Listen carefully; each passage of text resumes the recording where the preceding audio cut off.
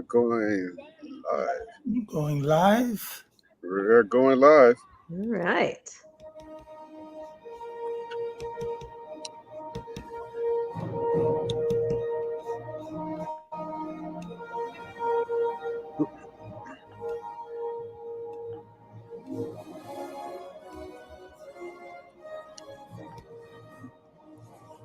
Okay, we're live, baby. All right. Sorry, Stephan. Looks like I just want to make sure we don't have any trouble here. But it looks like we're all good here. So, welcome to this wonderful edition, first season again, Roots, Heart, Soul. Let me try it again, Roots, Heart, and Soul. All right. All right. Podcast. I am Chef Todd Richards along with Chef Stephan. We are broadcasting live every Tuesday, 7 p.m. Eastern Standard Time, 5 p.m. on West Coast. Everywhere in between, you got to get in and fit in because I can't keep up with all these time zones. I am, it will be remiss to say, I am broadcasting live somewhere near Stephan. He's in New York, but in Haiti, but I am in St. Lucia today. Because it is birthday week and everything like that. So we are getting a birthday edition of Roots, Heart, Soul podcast. And Roots, Heart, Soul podcast is based on my book, Roots, Heart, Soul, with Amy Condon on HarperCollins. And we are on Heritage Radio Network, a great network for all podcasters alike around the world. Yes, we are. And our guest tonight is none other. And I say that with so much joy. That made me blush. And I say that with so much joy because I have so much admiration for her. Our guest tonight, our special guest tonight, is none other than Miss Cherie Williams, Miss V. Cherie, the executive director of Cuisine Noire. Welcome, Miss V. Cherie. Thank you. Thank you both for having me. It is such a pleasure to have you on our podcast tonight. And it's an honor to be here. Thank you. It is an honor to have you, a Chicagoan. I have to say, so Chicago, a University of Illinois Urbana-Champaign, UIC, fighting the Illini, we're making our way back, Big Ten. We are working our way back. We are respectable in basketball again, where we should be. Football it has never been good, so we won't claim that. We've never done that well. But welcome to our podcast. There is something to be said that the last three guests that we've had are all from Chicago. Oh, see, we're good people. Midwest. Midwest. We're having an issue here. Yeah, well, we're going to have an issue with this Chicago thing. Well, first of all, you as a Haitian can definitely appreciate Chicago better than no other. So Absolutely. don't hate on us. Because we're that spectacular. Honestly, I'm going to say this.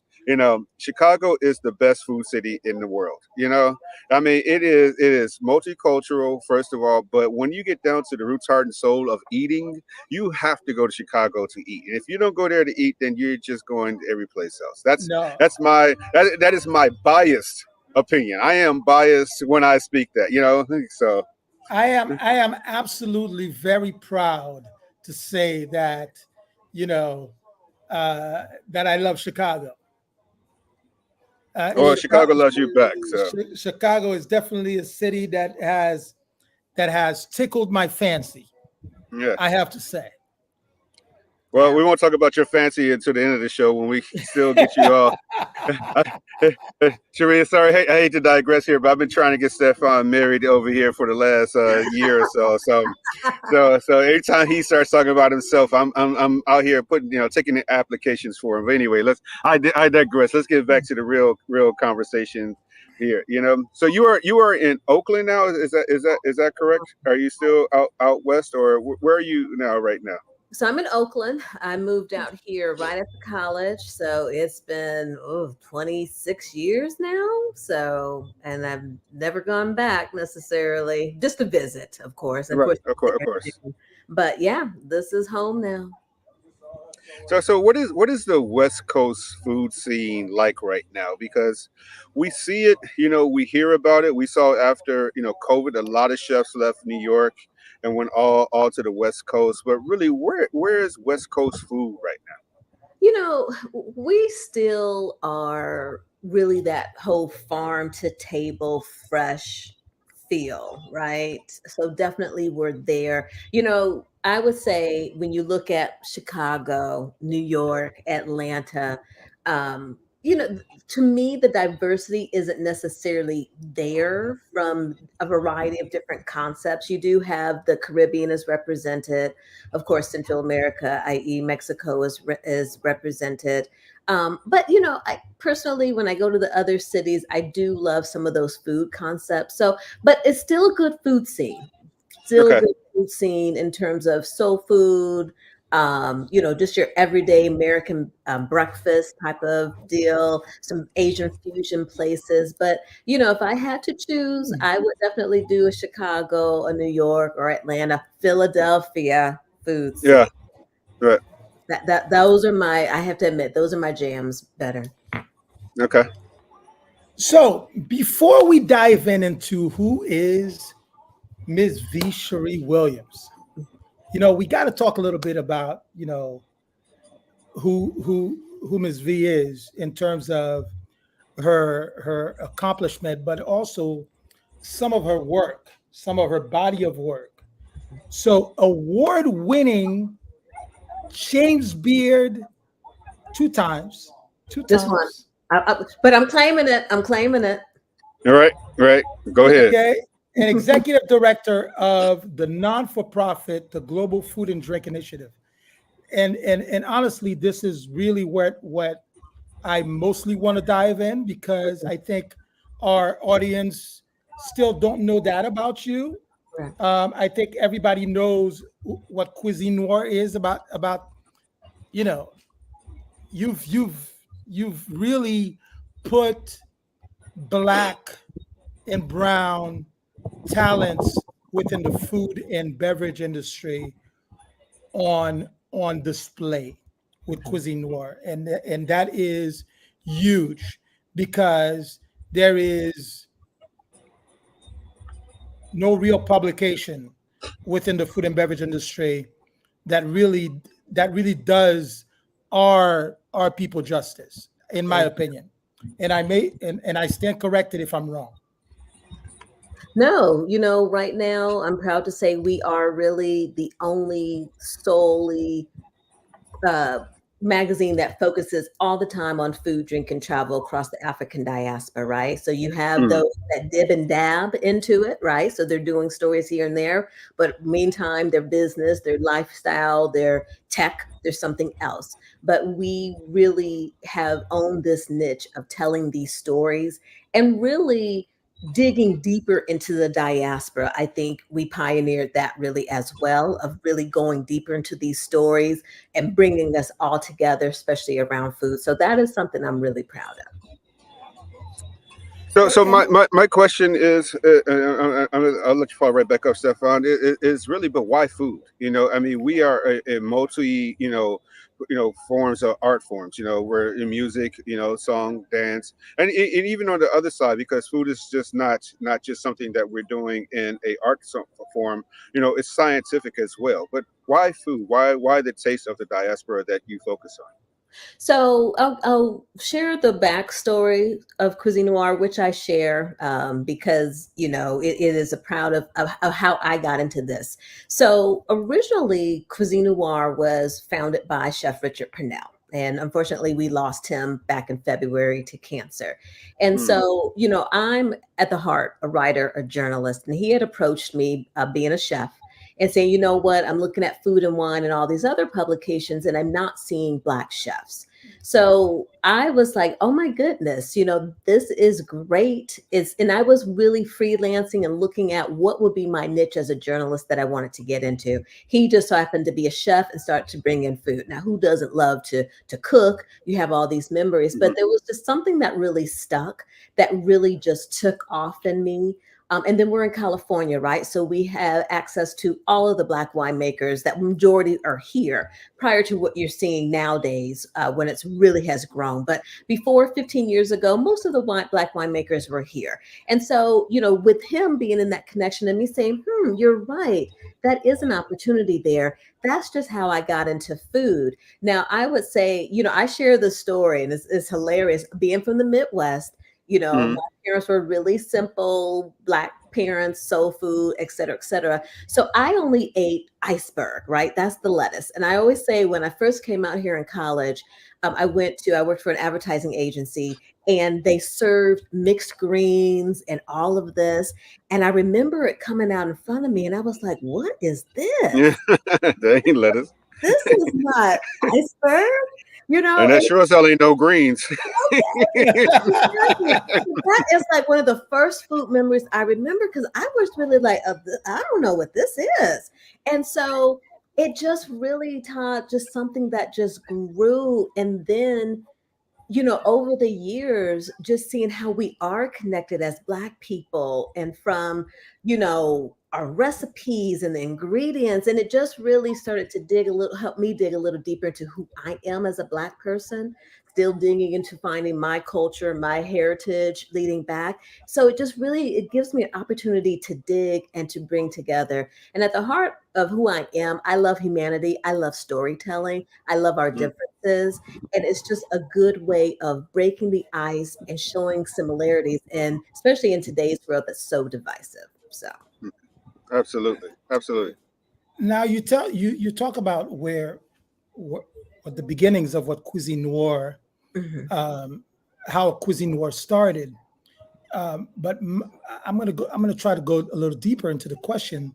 mhm. Is why do you think cuisine noir from this beginning till today is so important in the space that we have, especially now? Right. I've been talking about this. So, there's no denying that we have cultural similarities and experiences as Black people, no different than someone who's Italian, someone who's Puerto Rican, someone who's Haitian, right? So, Stephan, you have within the Haitian culture, there are experiences that you have as a Haitian man that I don't have as a Black woman, but then there's Black experiences that we have as Black people, right? And so, what is important is, you know, I think why we dig a little deeper now is when we first started, I didn't have language, to be honest with you, around microaggressions, around, what people not really checking for us. So it wasn't that we don't want you in the magazine. There was a deeper reason behind why Black people weren't in magazines. You know what I mean? Mhm. And so now that all this language, and I have to really give credit to, um, although as horrible as it was, 2020 was such an eye opener for me in so many ways of giving me that language to say, oh my goodness, what I've been experiencing as a Black publisher, that's what that was. Yeah. So now I think it's important that and then this is the other thing too. I remember I've always wanted to talk about Black chefs, and we keep it Black chefs because, again, that's what we were founded on, of telling these stories. And people will be like, well, don't you want to share other chefs? No, I want to talk about the Black experience because we need a safe place to talk about. You know what? When I'm in the kitchen, someone is calling me this or this is happening. I'm still a Black man and I'm still getting pulled over by the cops. I'm still getting denied going into this and that. As much as we don't want it to play a role, our Blackness does. And we need a safe place where, you can talk about Chef Todd. I don't know if this is your experience, but you can talk about your experience as a Black chef because it has something to do with it, or your identity, or someone saying, what, soul food is not real food. Soul food is this. Ew, you do that. Ew, you do that. What are you? So there's a place of why this is important to be able to say that, see how you feel. Because I have been told by others, although you may write for other publications, there's, some of the words that we may say to express ourselves, edit it out. Or, Well, you talk about something that's not safe for advertisers, Black Lives Matter, edit it out. You know what I mean? So we definitely honor Blackness. We honor culture to 1000%. It's such a great answer. I mean, we look at the Paris Olympics is happening right now, and we see as proud as we are of our culture, we don't have the full story about what happened to Serena Williams over in Paris, but there's controversy, even in there, that someone could be so accomplished, and that the way that we show up in these circles, Yeah. you wonder how much did we truly accomplish. For all those who just joined us, we are the Roots Heart Soul podcast.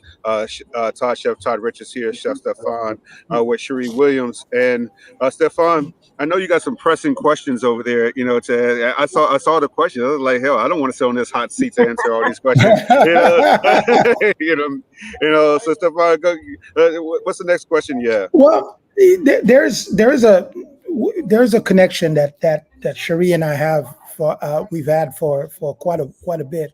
But one of the stories that I remember that we dove into, you and I, is during the time when a chef like Marcus Samuelsson, who wrote his one of his cookbooks that's supposedly celebrated and celebrated the African diaspora, who took such an iconic dish like the pumpkin soup and really did something completely different with it. But then, instead of saying this is my rendition, or this is my version, or this is what inspired me, he used the word the Liberty soup, which is what this soup is really all about. Because this soup not only has a cultural importance, but it also has an historical importance. And you specifically brought myself and a couple other people together, and we had this huge discussion about how important it is to be historically correct. Yeah. And when we talk about certain things. Absolutely. Because there was a lot of backlash that came back to Marcus, and not that he was malintentioned, right, to say the least, but I found that he may have misstepped a little bit in his approach. Right. And then who knows how much if he really how much involved he was with doing that, right? Because we know that as well. But it is very important that I don't want to guess about Haitian culture, whatever. I need to go to the source and you tell me, because that's not one thing that I don't want to misrepresent is this the way I do this? Is this the way that, if that's correct? So if you're going to pay homage to a recipe or a story or whatever of another culture, have some type of representation on the side to verify that. One thing we're doing now in our two columns that we've launched, our cooking and culture, is we're grabbing back on different, and we're going to be touching all around different cultures of different styles, the way we do things. But I'm like, what, we need to make sure that we have community experts or professional experts who can really vouch for that. It's not just us writing up something just to write up something. And that's why sometimes some of our stories take a little longer to come out, because we are talking to people, we're getting on the ground, and we're interacting with the people as a true representation. So you really, to your point, I see it all the time. So many things that are not correct. And the problem with that is it goes out into the world, into people who don't know any better, are not familiar with the Haitian soup, right? And they think that that is correct, right? So it's like going out and representing soul food potato salad with raisins in it. No one doesn't know that. And now you think soul food potato salad got raisins in it, and it doesn't, right? So certainly it does not. And really, to Chef Todd's credit, not because he's my brother, but because the respect that he has shown in writing his book as a celebration of Pan-African cuisine, he went. Not only did he go into the communities, but he asked somebody like me to join him in this venture. And we actually sat down and we talked about things, and we talked about the historical significance. We talked about the cultural significance, and he really showed a lot of respect in that instance on when he's putting this recipe and in his own spin into a dish. He showed a lot of respect into his writing, and that's one of the things that I thought was missing Yeah. from Chef Marcus Thomason's approach. But let me ask a follow up question though, because you talked about this in publishing, and one thing that we've learned from, we talked about this on a couple other episodes, Stefan, is like, we learn from hip hop culture, to control your masters, control your own music, and control your own things like that. And and what Cherie has done, with Cuisine Noir is actually, she's controlling that narrative, controlling those things herself. I would be, would be hard for me to say that he might have wrote the recipe. I don't, but did he really write the book and understanding how publishing works? And are those things authentic to what? At the end of the day, we as writers, might, we sign off on things and also our names attached to it. But really, in the publishing world, should we, how does that really work? Because and we get questions about how to become writers all the time, and I'm not a writer, I'm a chef, but how do people approach that to make sure that what is actually put on paper is actually telling the whole story and what they can actually control? I'm actually very um I've always been the person in the class and students be like, y'all, here she goes again asking another question, right? Because I'm just that inquisitive one of looking at stuff and really digging deeper, right? And understanding. And so, for me as an editor here, whenever stories are turned into me, I'm fact checking all the time. There were so many, I'm the first, I'm the first this, I'm the first that. I'm like, no, you're not the first that. We did this article on this person. You know what I mean? So to your point, if someone is working with someone on a book or on something, then hopefully that person that's really doing the majority of the writing or whatever the case may be, do the fact checking and come back and say, I'm not saying this happened, but Chef Todd, are you sure, Puerto Ricans do something like this or what, you know what I mean? Are you sure that's how you make the sofrito in Cuba or whatever? So if they don't know, but if they do know and something's different, just push back and ask questions. That's what I would say. Work with someone who is really understanding of culture, of what's going on, who really has a base. So when something comes across, Chef Todd, and again, not saying you did this, you're not writing something crazy out into the world and it's not fact checked. You know what I mean? Correct, I correct. think whoever you partner with on a book.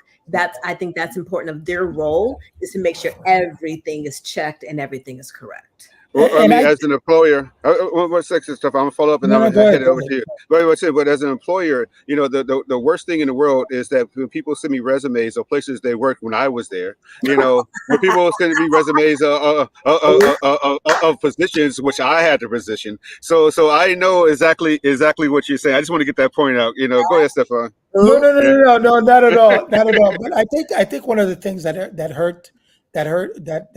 created the most controversy about is the fact that this recipe was published in Essence magazine, and it was no in Bon Appetit magazine, and it was published specifically during January 1st, which is when the soup is most significant.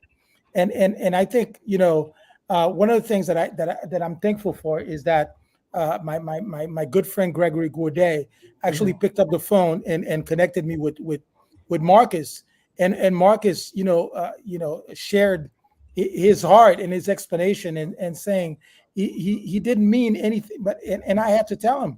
I said, listen, I think how important it is when somebody else is telling our story, um, so that they're not going on a tangent, when and it's important that we actually stay within the facts. And if you had just said, what, I'm inspired by the soup, that Right. would have been that would have been fine with us. That would have I been mean, fine with us.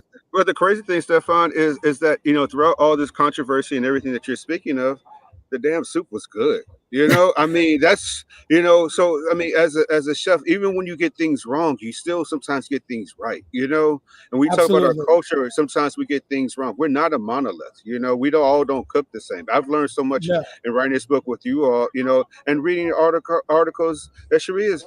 Like, I don't know everything, and I was like, damn, I didn't think about it that way.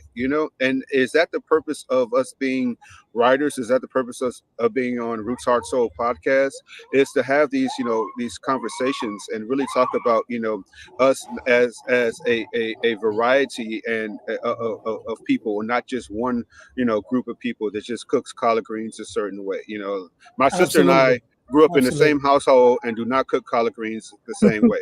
I don't know where she got that crazy ass recipe from. you know it's not what my grandmother taught me, but maybe she went next door with her young boyfriend and learned it over there. All right, so just to recap right quick, we are Roots Heart Soul podcast. Todd Richards here with Chef Stephan and Cherie Williams. A Chicagoan. I'm proud to say a Chicagoan. Throughout, and we're coming up on a half hour here, and we will be. Honestly, I'm just glad all three of us here, because we lost a really good person, over this past week, and it saddened me, to talk about Wayne Johnson, and just not being, here anymore, a pioneer, and at the young age of 66. I'm saying young because I'm turning 53 on Thursday, and so hopefully we all get to that age, in kindness, but just understanding what he accomplished up in Seattle, in the farthest regions from Black culture. Really, when you talk about it, and then you spawn on other chefs that came out of, like Eduardo Jordan, who came out of that area, up there and things like that, and in Sharia on the West Coast. And that's why I started the podcast asking about the West Coast, because I really wanted to pivot to the Northwest and really talk about his influence on the food, and really what is black food in the Northwest up there. Now we have Gregory, just won a beard award as well. What is our food in that corridor of the country? I think the great part is, and this is another thing that we've always stood on, is let chefs, Black chefs, be who you are, right? So, to your question, Todd, let you define what that is and not put you in a box. Because again, that's where all the experiences, whether it's cultural, as well as your work experiences, your personal experiences, all of that comes into play. And so having, as you guys know, you're artists as chefs, you don't want to be put into a box. You want to be able to have that creativity draw in from different places and bring that in. So as you know, there's Caribbean spots. Eduardo and his restaurants, he was really doing some really nice sort of, I call it in a way foo-foo-ish, but he was doing his take on fresh ingredients, seasonal ingredients, looking at the different techniques and what he was doing. And so the great part was he was able to really invent the type of food that he wanted to create. I still say along the West Coast, it really is, and not saying that it isn't anywhere else, but it is using seasonal, right? Using those approaches, the less is more type of approach, looking at flavor, looking at color in the dishes. But then you've got your Caribbean spots, right? And you've got Gregory Gourdet, right, with Khan in Portland. You've got a lot of great scene in Portland that's really doing some different concepts there. Then you've got your Jamaican represented in terms of the Caribbean. So I think Haiti, Jamaica, trying to see what other Caribbean countries are represented on this coast for the most part. But it is just a different feel, just a different vibe from East Coast to West Coast. It just really is. Not good or bad, or it is what it is. It's just a totally different vibe.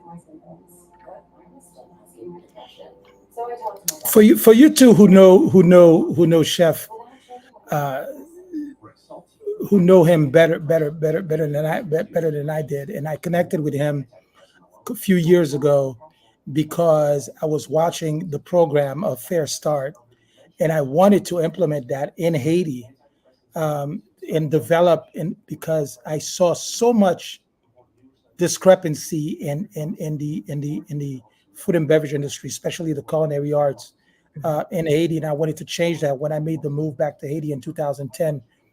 For you guys who knew him better, I'm reminded of something a professor of mine at Johnson and Will said to me. He said, "No matter how many accolades you receive in your career, what you leave behind in terms of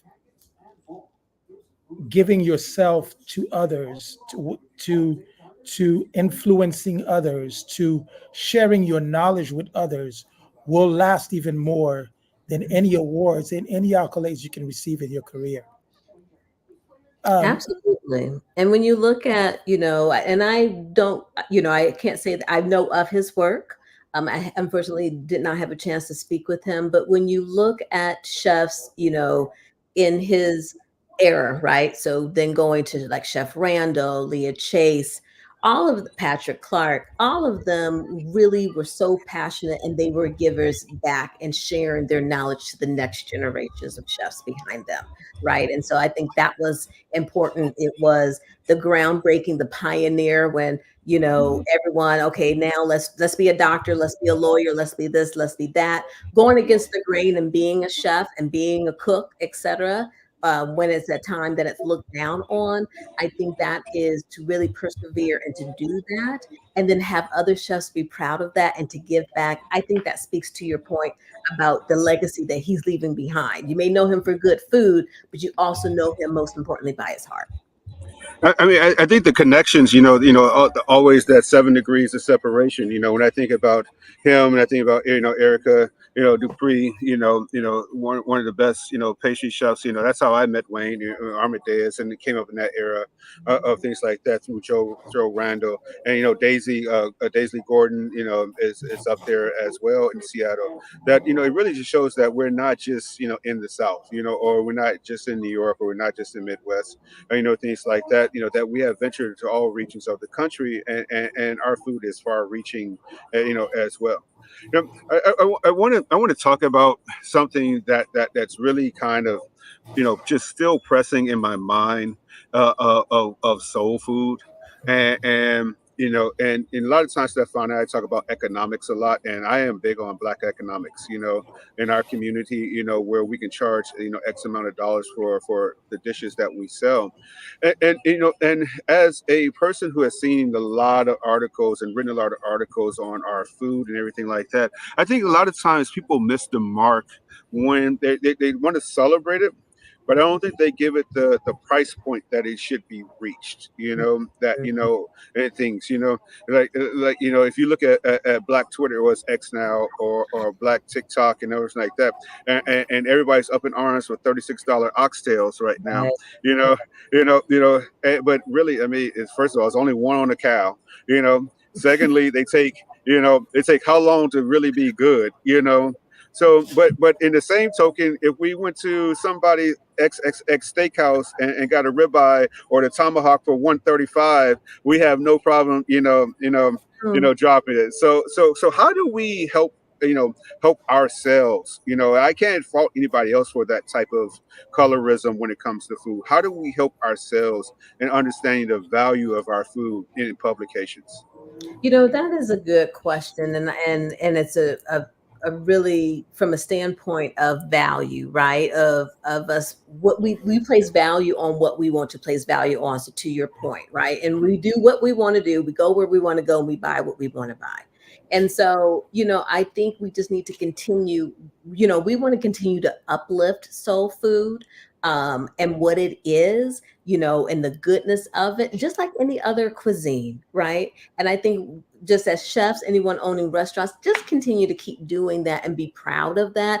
And I think also the narratives around it is something too. When we talk about, if you talk about, well, it was scraps and they took what they had and da da da da da, that may be, it's true, but at the same time, it has turned into something amazing. So I think the narratives around it, to your point, is very important in making sure that, you know what, we're elevating this. The one thing that I've had to do too is having the eyes of one interviewing so many restaurant owners, doing all of this, I totally get it and I understand it. And so I think, sometimes we're just a little bit harder when it comes to our restaurants. I have to say, the experience has to be 10 times better than if we go over here. I'm Mm, sorry, I don't think that's the case. mm. It doesn't happen all the time, but it does happen. And so I think we just got to continue to really be positive, do those narratives and get out there and show the greatness of it. And that it's an even playing ground when it comes across any type of cuisine. So I think the narratives, to your point, we just got to keep putting it out there and show how great it is. It's still just as good as Italian food, just as good as Greek food, Chinese food, anything else. So Not forgetting the fact that the price of oxtail has tripled in the last 7 years. yeah. But that's your fault, Stefan, and that's my fault as chefs. That is our fault. Because first of all, we the ones that took it out of the hood and put it on all our upscale restaurant menus and things like that. Just like like pork belly. I mean, pork belly was the same thing. And beef belly and all these things. Beef cheeks and things that people say are scraps. They never been scraps to us. We have been one of the groups of people that always use the whole animal.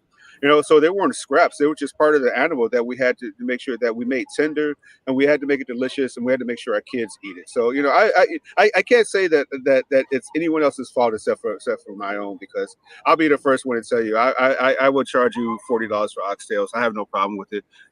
I know my food costs. I know that's Neither, where I pay neither, these neither employees. do I. Neither do I. Yeah, right. Yeah. Cherie, we want to talk a little bit about this initiative, the global that you've started, the reason behind it. What is the Yeah. story? Tell us more, Oh, because I think it's a really important project, and I think everybody should get behind you on that one. thank you. So there's so much to unpack in this that goes on. So long story short, 2020 again, everything's going on. George Floyd is murdered. You've got the Central Park, that nonsense that happened there. And, meanwhile, I'm still trying to figure out as a Black publisher, what is going on that you have these brands that are reaching out to consumers, Black consumers, and we know how much we spend, how much we have, our buying power, but yet they're not giving respect and dollars to Black media. And I couldn't figure it out. So then, one night I'm just like, you know what? But meanwhile, so there's that piece. But meanwhile, there was a lot of work that I was doing behind the scenes in terms of just advocating, making sure that we were represented, making sure the right things were represented, connecting people to different things, and doing all of this work and advocating and education behind the scenes. And so one night in July, I said, I was trying to figure it out and rack my brain. And I said, you know what? I think the next evolution for us is a nonprofit. And then that way we could still be a media nonprofit that produces Cuisine Noir. Then we also launched our podcast, but we didn't have it at the time. But then we could also do other projects, because around that time too, I'm digging deeper into finding out how sugar cane. And I'm like, I go to the Caribbean, I go to, over here in South America, and you follow the slave trade and how sugar cane was. And I'm seeing all of this chocolate. No one knows that Africa produces over 70% of cacao, or, grows chocolate out of the world. I'm seeing all of these. I'm like, you know what? There's deeper stories, bigger projects that are there. So in August of 2020, I founded the Global Food and Drink Initiative. And that really is to, as we are doing some things behind the scene, we are publishing Cuisine Noir. We are producing our podcast, but then we've got some bigger projects that we're doing that will circle around books. It's going to be some programming. I've identified a big legacy project that I'm working on that we will do too. And so it's really going to go deeper into reaching out into the world. And as I like to say, preserving these stories, because I don't want future generations and anyone to have trouble finding out where are Black stories, who are Black chefs, what is the national cuisine of Haiti versus, all of that. I want a night to continue to be a central place where all of that comes to. And that's where we're making the Global Food and Drink to be, is that central place where you can find Black food culture from all around the world, one stop shop. I mean, that is a true. I mean, man, I'm just sitting here like, wow, who's gonna head that up? Because that's, you know. And you said a nonprofit. I said, well, if you want a nonprofit, open a restaurant in Atlanta right now. That's saturated. I can give you another nonprofit right now. But that, I mean, just tying all the food and everything like that together, is really a not only a fantastic thing to do. I mean, it's a lot of work, and it takes someone like you to really bring all that together, understanding the dynamics of food, and as a publisher yourself, that really shows dedication to our culture.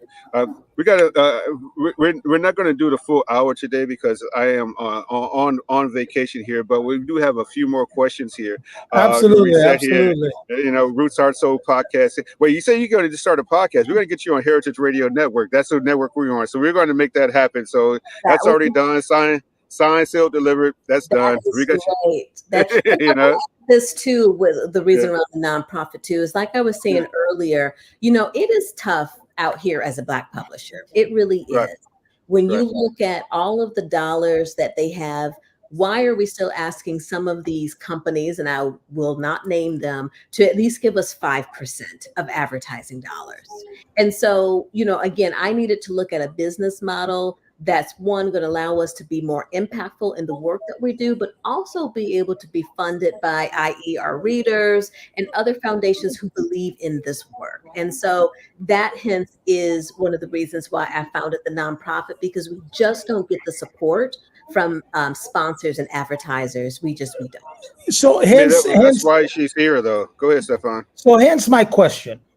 Very important question, and we've discussed this many times, not only together, Todd and I, but we've discussed this within other platforms that are trying to really create a space to bring the black and brown talents of the Mhm. food and beverage industry out.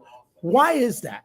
Why do we have to fight so hard to get those dollars? Um, that in my opinion we are as deserving as I think the work that you're doing with Cuisine Noir speaks for itself.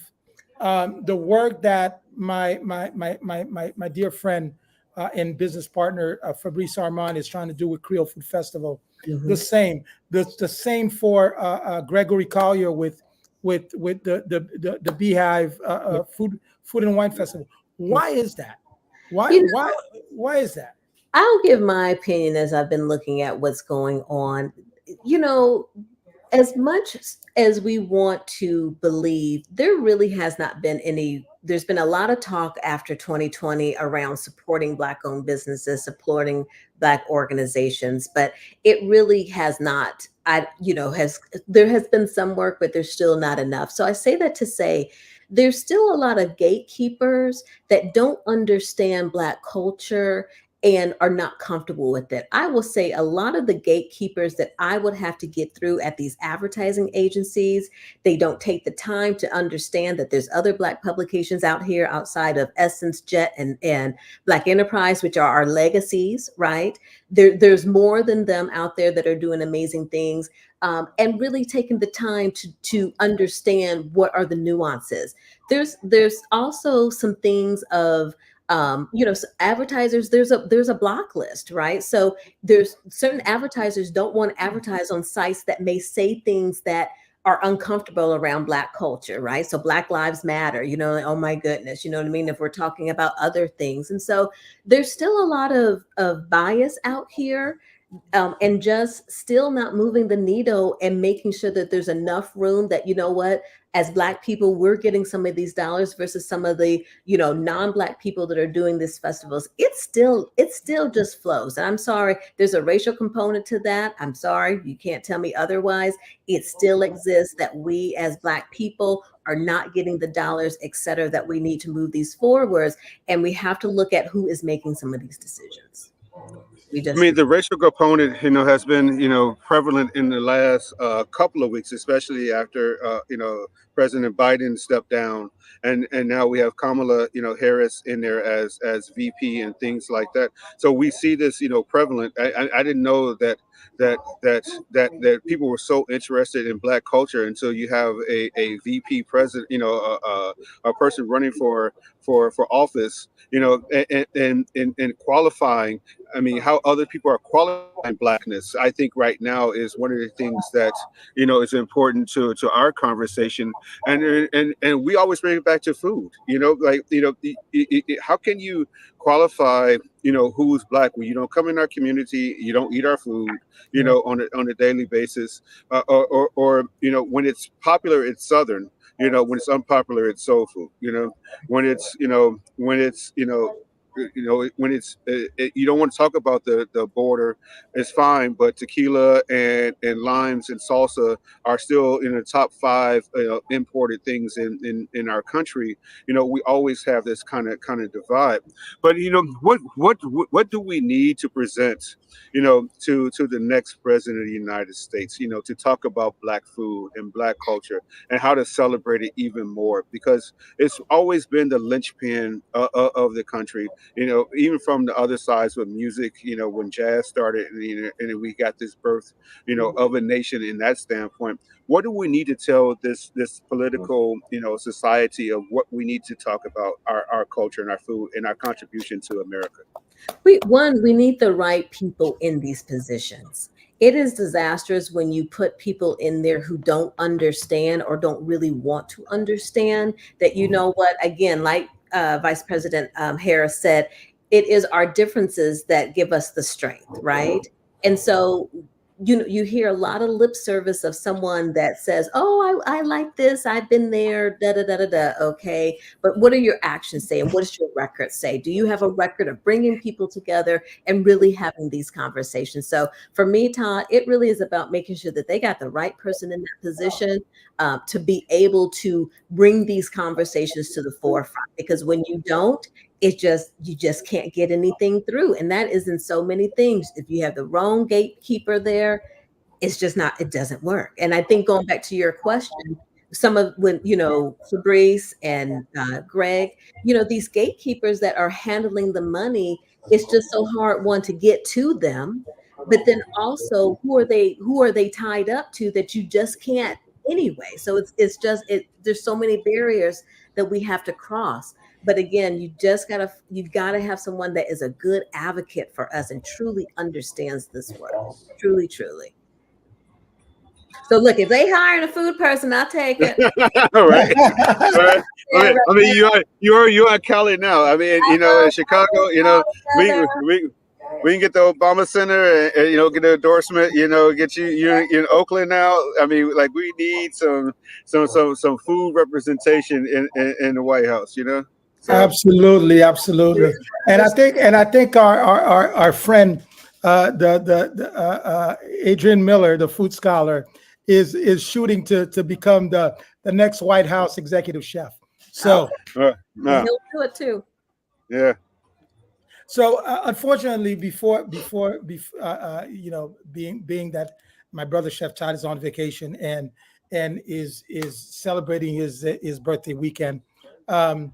Cherie, before we're gonna have to bring you back because there's so much more we need to talk about. But before we say goodnight, let us know where we can find you. How do we connect with you? How do we continue to support the Global Food Initiative? Yes. Just give us a snippet of that. Awesome. So you can find us at cuisinenoir.com. That's where all our stories are housed.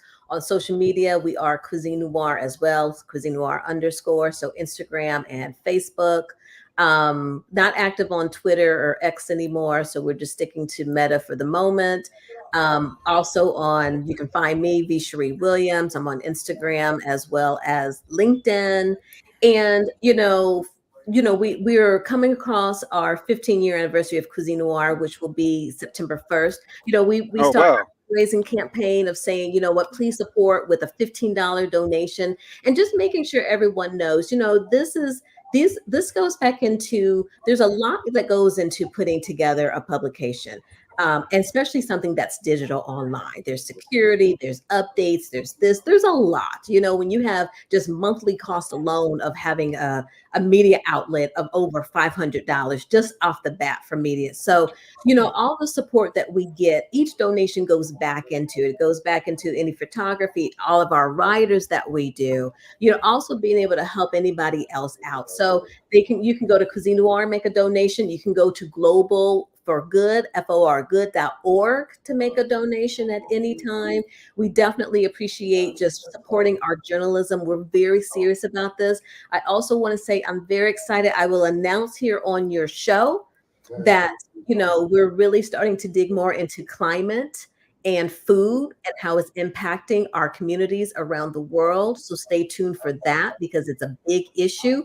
It really hit home with the Prime Minister of Grenada when Karakou was just destroyed. And he was like, look, we are not causing this global crisis, but yet we are being impacted by it. And that was like, it is so true. It is so true. And so we're really going to start to talk about those two intersections of climate change and food in our communities. So look forward to that going forward in those news narratives. And I'm just excited. So, we got 15 years in. That is crazy. I'm just thinking back. Where was that? Where was that 15 years ago? Yeah. Oh my goodness, that is. I'm just sitting here scratching my head. When this replays, but why is he pausing? I'm scratching my head. 15 years.